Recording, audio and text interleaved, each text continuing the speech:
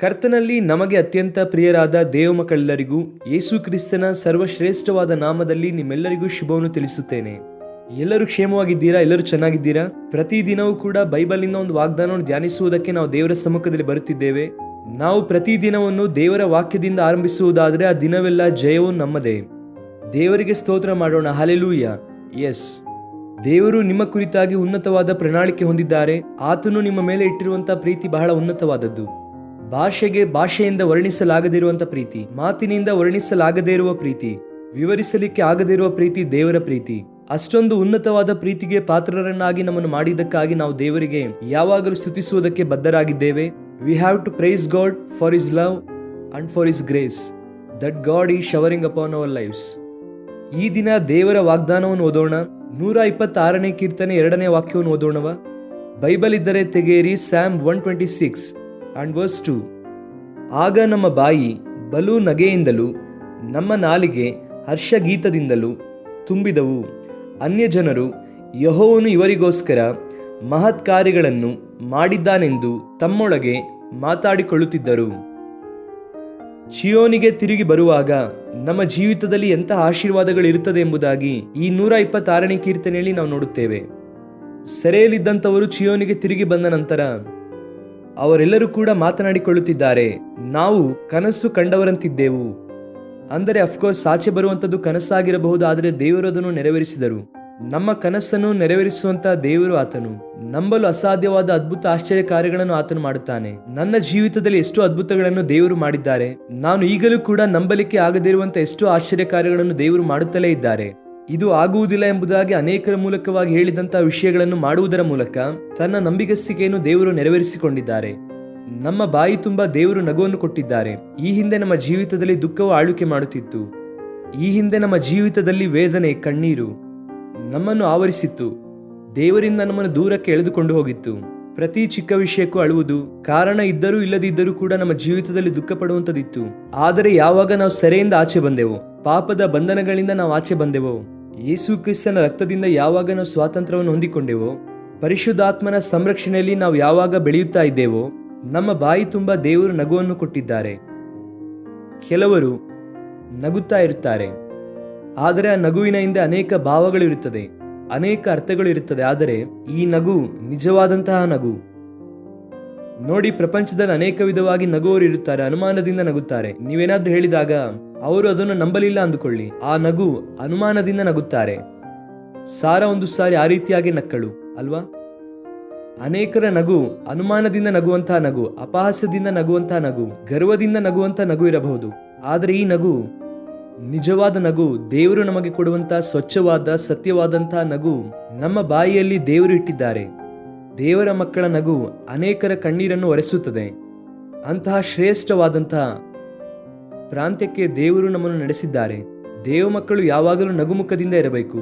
ಓಕೆನಾ? ಸೀರಿಯಸ್ ಆಗಿ, ಏನೋ ಒಂದು ರೀತಿಯಾಗಿ, ಏನೋ ಕಳೆದುಕೊಂಡವರ ಹಾಗೆ, ಅಥವಾ ಈಗ ಮುಂದೆ ಇರುವಂತವರನ್ನು ಏನೋ ಹೀನೈಸಬೇಕೆಂಬುದಾಗಿ ಆ ರೀತಿಯಾಗಿ ಮುಖ ಇಟ್ಟುಕೊಳ್ಳಬೇಡಿ. ಸಂತೋಷವಾಗಿರ್ರಿ, ಆನಂದವಾಗಿರ್ರಿ. ನಿಮ್ಮ ಹೃದಯದಲ್ಲಿ ಸಂತೋಷ ಇರಬೇಕು, ಬಾಯಿಯಲ್ಲಿ ನಗು ಇರಬೇಕು.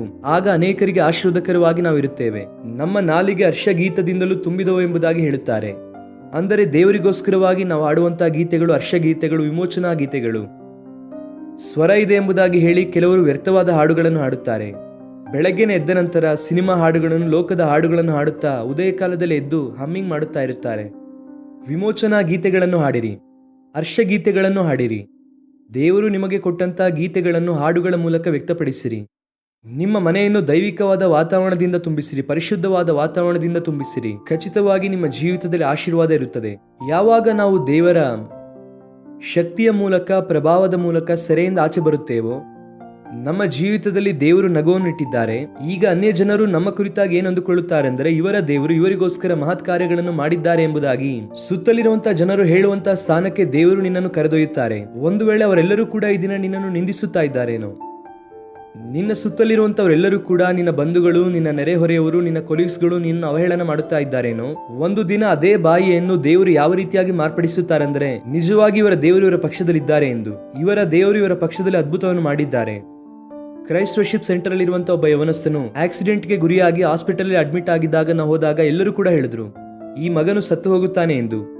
ಹೆಡ್ ಇಂಜುರಿ ಆಗಿದೆ, ICU ಅಲ್ಲಿ ಹಾಕಿದ್ದಾರೆ. ಡಾಕ್ಟರ್ಸ್ ಎಲ್ಲರೂ ಕೂಡ ಹೇಳಿದ್ರು, ಇವನು ಬದುಕುವುದಕ್ಕೆ ಒಂದು ಅವಕಾಶವೂ ಕೂಡ ಇಲ್ಲ. ದೇವರ ಸೇವಕರಾಗಿ ನಾವು ಪ್ರಾರ್ಥನೆ ಮಾಡಿದೆವು, ಕುಟುಂಬದವರು ಪ್ರಾರ್ಥನೆ ಮಾಡಿದರು. ಈಗ ಯವನಸ್ಥನನ್ನು ನೋಡಿ ಎಲ್ಲರೂ ಕೂಡ ಹೇಳುವಂತ ಮಾತು ಏನು ಗೊತ್ತಾ, ಇದು ಒಂದು ಮಿರಾಕಲ್ ರೀ, ಇವರ ದೇವರೇ ಇವನನ್ನು ರಕ್ಷಿಸಿದ್ದಾರೆ, ಈ ಯವನಸ್ಥನನ್ನು ಕಾಪಾಡಿದ್ದಾರೆ ಎಂದು ಯಾರು ಈ ಯವನಸ್ಥನು ಸತ್ತು ಹೋಗುತ್ತಾರೆ ಎಂಬುದಾಗಿ ಹೇಳಿದಂತ ಡಾಕ್ಟರ್ಸ್ಗಳೇ ಈ ದಿನ ಈ ಹುಡುಗನನ್ನು ನೋಡಿ ಇವರ ದೇವರು ಇವನ ಪಕ್ಷದಲ್ಲಿ ದೊಡ್ಡ ಕಾರ್ಯವನ್ನು ಮಾಡಿದ್ದಾರೆ ಎಂಬುದಾಗಿ ಒಪ್ಪಿಕೊಳ್ಳುತ್ತಾರೆ. ಯಾಕೆ ಈ ಮಾತನ್ನು ಹೇಳುತ್ತಾ ಇದ್ದೇನೆ ಗೊತ್ತಾ, ನಿಮ್ಮ ಜೀವಿತದಲ್ಲೂ ಕೂಡ ಬಹುಶಃ ನೀನು ಕೂಡ ಕೊನೆಯ ಗಳಿಗೆಯಲ್ಲಿದ್ದೀಯೇನೋ, ಇನ್ನು ಯಾವ ಕೆಲಸಕ್ಕೂ ಬಾರದೇ ಇರುವಂತ ಪರಿಸ್ಥಿತಿಯಲ್ಲಿ, ಇನ್ನು ಏನು ಮಾಡಲಿಕ್ಕೆ ಆಗದಿರುವಂತ ಅಸಹಾಯಕ ಪರಿಸ್ಥಿತಿಯಲ್ಲಿದ್ದರೆ ದೇವರು ನಿನ್ನನ್ನು ನಿಲ್ಲಿಸುವುದರ ಮೂಲಕ ನಿನ್ನ ಸುತ್ತಲಿರುವಂತವರು ಗುರುತಿಸುತ್ತಾರೆ, ನಿನ್ನ ದೇವರು ನಿನ್ನ ಪರವಾಗಿ ದೊಡ್ಡ ಕಾರ್ಯ ಮಾಡಿದ್ದಾರೆ ಎಂದು. ಯೋಸೇಫನನ್ನು ಹೆಚ್ಚಿಸುವುದರಿಂದ, ದಾನಿಯೇಲನನ್ನು ಹೆಚ್ಚಿಸಿದ್ದರಿಂದ, ದಾವಿದನನ್ನು ಹೆಚ್ಚಿಸಿದ್ದರಿಂದ, ಎಷ್ಟೋ ದೇವ ಮಕ್ಕಳನ್ನು ಹೆಚ್ಚಿಸಿದ್ದರ ಮೂಲಕ ಅವರ ಸುತ್ತಲಿರುವಂತವರೆಲ್ಲರೂ ಕೂಡ ಸಾಕ್ಷಿ ಹೇಳುವ ಹಾಗೆ ಮಾಡಿದ್ದಾರೆ. Yes, this was happened by the grace of God. ಅವರ ಜೀವಿತದಲ್ಲಿ ಇದು ದೇವರ ಕೃಪೆಯಿಂದ ಮಾತ್ರವೇ ಸಾಧ್ಯವಾಯಿತು. ನಾನು ಹೇಳಬಹುದು ಅಂತಹ ಸಾಕ್ಷಿಗಳನ್ನು. ಈ ದಿನ ನನ್ನನ್ನು ನೋಡ್ತಾ ಇರುವಂತಹ ಅನೇಕರು ನಿಜವಾಗಿ ದೇವರು ಇವರ ಪಕ್ಷದಲ್ಲಿದ್ದಾರೆ, ಆದ್ದರಿಂದಲೇ ಆತನು ನಡೆಸುತ್ತಾ ಇದ್ದಾನೆ, ಆದ್ದರಿಂದಲೇ ಇಷ್ಟು ದೊಡ್ಡ ಮಹತ್ ಕಾರ್ಯಗಳು ನಡೆಯುತ್ತಿದೆ ಎಂದು ಅನೇಕರು ನನ್ನ ಕುರಿತು ಸಾಕ್ಷಿ ಹೇಳುತ್ತಾರೆ. ದೇವ ಮಕ್ಕಳೇ, ಈ ದಿನ ದೇವರು ನಿಮ್ಮನ್ನು ಕೂಡ ಅಂತಹ ಸ್ಥಿತಿಯಲ್ಲಿ ನಡೆಸಲಿದ್ದಾರೆ. ಧೈರ್ಯವಾಗಿರಿ, ನಿಮ್ಮ ಜೀವಿತದಲ್ಲಿ ಅದ್ಭುತ ನಡೆಯುತ್ತದೆ. ಕಣ್ಣು ಮುಚ್ಚಿರಿ, ಪ್ರಾರ್ಥನೆ ಮಾಡೋಣ. ಪ್ರೀತಿಯುಳ್ಳ ತಂದೆ, ಈ ವಾಗ್ದಾನದ ಮೂಲಕ ನಮ್ಮ ಪ್ರಿಯರನ್ನು ಬಲಪಡಿಸಿದ್ದಕ್ಕಾಗಿ ಸ್ತೋತ್ರ. ನಮ್ಮ ಬಾಯಿ ತುಂಬ ನಗುವನ್ನು ಕೊಟ್ಟಿದ್ದೀರಾ. ಸೈತಾನನು ನಮ್ಮನ್ನು ಕುಗ್ಗುವಿಕೆಗೆ, ಆತಂಕಕ್ಕೆ, ಕತ್ತಲೆಗೆ, ದುಃಖಕ್ಕೆ ನಡೆಸಬೇಕೆಂಬುದಾಗಿ ಯಾವಾಗಲೂ ಪ್ರಯತ್ನ ಮಾಡುತ್ತಲೇ ಇರುತ್ತಾನೆ. ಆದರೆ ನೀವು ನಮ್ಮ ಪಕ್ಷದಲ್ಲಿಟ್ಟಿರುವಂತಹ ಪ್ರಣಾಳಿಕೆಗಾಗಿ ಸ್ತೋತ್ರ. ಸಂತೋಷದಿಂದ, ಆನಂದದಿಂದ ತುಂಬಿಸಿ ನಮ್ಮ ಸುತ್ತಲಿರುವಂತಹ ಅನೇಕರು ನಿಮ್ಮ ಕುರಿತಾಗಿ ಸಾಕ್ಷಿ ಹೇಳುವಂತೆ, ನಿಮ್ಮನ್ನು ಮಹಿಮೆ ಪಡಿಸುವಂತೆ, ನಮ್ಮ ಜೀವಿತದಲ್ಲಿ ಸ್ಪಷ್ಟವಾದ ವಿಧಾನದಲ್ಲಿ ಅದ್ಭುತ ಮಾಡುವುದಕ್ಕಾಗಿ ನಿಮಗೆ ಸ್ತೋತ್ರ. ನಮ್ಮ ಪ್ರಿಯರನ್ನು ಬಲಪಡಿಸಿರಿ. ಅವರು ಯಾವ ಯಾವ ವಿಷಯದಲ್ಲಿ ನಿಮ್ಮ ಕಾರ್ಯ ನಡೆಯಬೇಕೆಂದು ಪ್ರಾರ್ಥಿಸುತ್ತಿದ್ದಾರೋ ಅವರನ್ನು ಬಲಪಡಿಸಿ ಮೇಲೆತ್ತಿರಿ. ಹಾಸ್ಪಿಟಲ್ ಅಲ್ಲಿ ಯಾರ್ಯಾರು ಈ ದಿನದಲ್ಲಿ ICU ಅಲ್ಲಿ ಇದ್ದಾರೋ ದೇವ, ಇನಿಯವರು ಸ್ವಲ್ಪ ದಿನಗಳಲ್ಲಿಯೇ, ಸ್ವಲ್ಪ ತಿಂಗಳಲ್ಲಿಯೇ ಸತ್ತು ಹೋಗುತ್ತಾರೆ ಎಂಬುದಾಗಿ ಡಾಕ್ಟರಿಂದ ಡಿಕ್ಲೇರ್ ಮಾಡಲ್ಪಟ್ಟಿದ್ದರೂ ಕೂಡ ನಿಮ್ಮ ಮಹಿಮೆಗಾಗಿ ಅವರು ತಿರುಗಿ ಬರುವಂತೆ ಸಹಾಯ ಮಾಡಿ. ನಿಮ್ಮ ಸಾಕ್ಷಿಯಾಗಿ ಅವರನ್ನು ನಿಲ್ಲಿಸಿ ಅದ್ಭುತ ಮಾಡಿರಿ. ಸ್ತುತಿ ಘನ ನಿಮಗೆ ಸಲ್ಲಿಸುತ್ತಾ ಯೇಸು ಕ್ರಿಸ್ತನ ನಾಮದಲ್ಲಿ ಬೇಡಿ ಹೊಂದಿಕೊಳ್ಳುತ್ತೇವೆ ನಮ್ಮ ತಂದೆ. Amen, amen, amen. God bless you dear friends. Have a wonderful day.